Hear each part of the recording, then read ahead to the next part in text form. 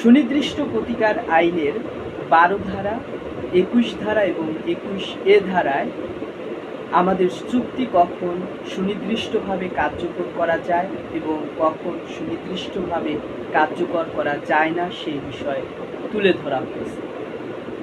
সুনির্দিষ্ট প্রতিকার আইনের ১২ ধারায় বলা আছে যে চুক্তি কখন সুনির্দিষ্টভাবে কার্যকর করতে হবে, অর্থাৎ যদি কেউ ১২ ধারার অধীনে মামলা করে এবং সেখানে কিন্তু আদালতের ডিসক্রিশনারি পাওয়ার অনুযায়ী, বিবেচনামূলক ক্ষমতা অনুযায়ী সে চাইলে চুক্তি সুনির্দিষ্টভাবে কার্যকর করার জন্য আদেশ দিতে পারেন।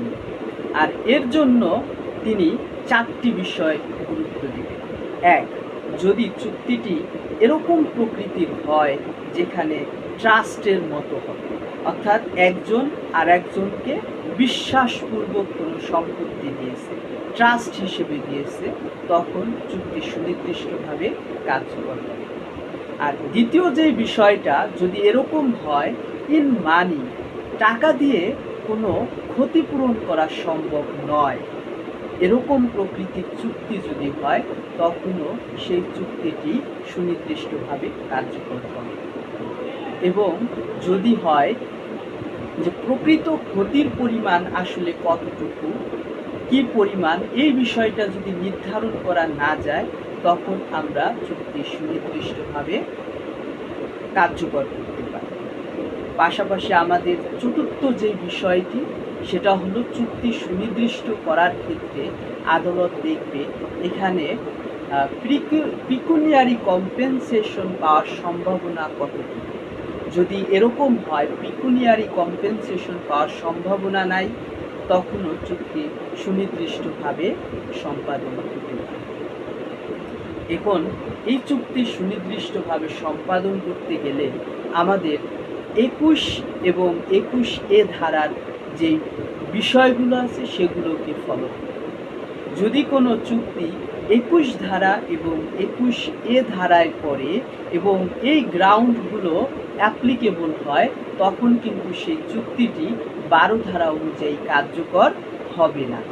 তো ২১ ধারায় প্রথমেই বলছে যে যদি চুক্তি মানি দ্বারা, অর্থাৎ টাকা দ্বারা ক্ষতিপূরণ করা সম্ভব হয়, এরকম চুক্তি কখনোই কার্যকর করা সম্ভব নয় সুনির্দিষ্টভাবে।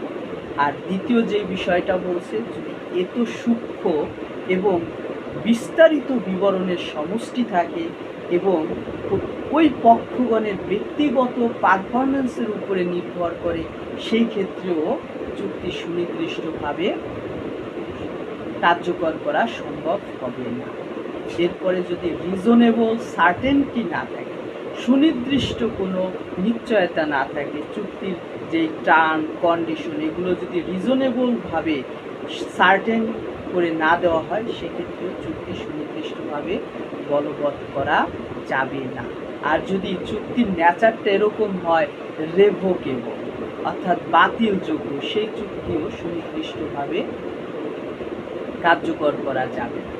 যদি ট্রাস্টি কর্তৃক যদি কোনো চুক্তি সম্পাদন করা হয় এবং সে ট্রাস্টি যদি তার যে ক্ষমতা, সেই ক্ষমতার বাইরে যে বা ক্ষমতার অপব্যবহার করে কোনো চুক্তি সম্পাদন করে, সেই চুক্তিটিও কার্যকর হবে না। এরপরে যদি কোনো কোম্পানি বা কর্পোরেশন কোনো চুক্তি করে বা এই কর্পোরেশনের কোনো কর্তৃপক্ষ, প্রতিনিধি অথবা এই কর্পোরেশনের উদ্যোক্তাগণ যদি কোনো চুক্তি করে এবং এই চুক্তিটা যদি হয় কোম্পানির উদ্দেশ্য এবং ক্ষমতার বহির্ভূত, সেই ক্ষেত্রে চুক্তিটি সুনির্দিষ্টভাবে কার্যকর করা যাবে না। এমন যদি হয় চুক্তিটি হয় কোনো ব্যক্তির ব্যক্তিগত পারফরমেন্সের উপরে এবং তাকে এক নাগাড়ে ৩ বছরের অধিক কাজ সম্পূর্ণ করতে হবে, সেই চুক্তিও সুনির্দিষ্টভাবে সম্পাদন করা যাবে না।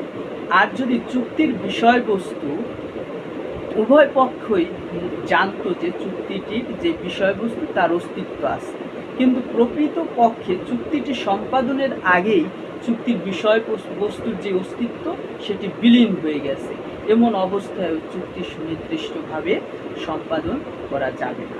তো এখানে যে বিষয়গুলো, এই বিষয়গুলো অনেক গুরুত্বপূর্ণ এমসিকিউ পরীক্ষার জন্য। তো আমরা এই বিষয়গুলো অর্থাৎ এই গ্রাউন্ডগুলো মনে রাখবো। এই গ্রাউন্ডের কোনো একটা যদি আসে, সেই ক্ষেত্রে সুনির্দিষ্টভাবে কোনো চুক্তি কার্যকর করা যায় না। এরপরে 21A ধারাটা অনেক গুরুত্বপূর্ণ। 21A ধারা অনুযায়ী স্থাবর সম্পত্তির ক্ষেত্রে যদি কোনো চুক্তি করা হয়, তবে সেই চুক্তিকে সুনির্দিষ্টভাবে বলবৎ করতে হলে অবশ্যই চুক্তিটি লিখিত হতে হবে এবং রেজিস্ট্রি করা লাগবে। অর্থাৎ চুক্তি যদি লিখিত এবং রেজিস্ট্রিকৃত না হয়, তবে ওই চুক্তিটা সুনির্দিষ্টভাবে কার্যকর করা যাবে না ইমুভেবল প্রপার্টির ক্ষেত্রে। পাশাপাশি এই চুক্তিটার ক্ষেত্রে যে আমরা কনসিডারেশন দিছি, অর্থাৎ চুক্তির ক্ষেত্রে সম্পত্তি ক্রয় বাবদ বা সম্পত্তির বিনিময় বাবদ যে আমরা কনসিডারেশন দিছি, মামলার ক্ষেত্রে সেই কনসিডারেশন সম্পূর্ণ আদালতে দাখিল করতে হবে। যদি আদালতে সম্পূর্ণ কনসিডারেশন দাখিল না করা হয়, তবে সেক্ষেত্রেও চুক্তিটি সুনির্দিষ্টভাবে বলবৎ হবে না। তো এই ছিল আমাদের সুনির্দিষ্ট প্রতিকার আইনের 12 ধারা, 21 ধারা এবং 21A ধারা অনুযায়ী চুক্তি কখন কার্যকর করা যাবে সুনির্দিষ্টভাবে এবং চুক্তি কখন সুনির্দিষ্টভাবে কার্যকর করা যাবে না। আল্লাহ।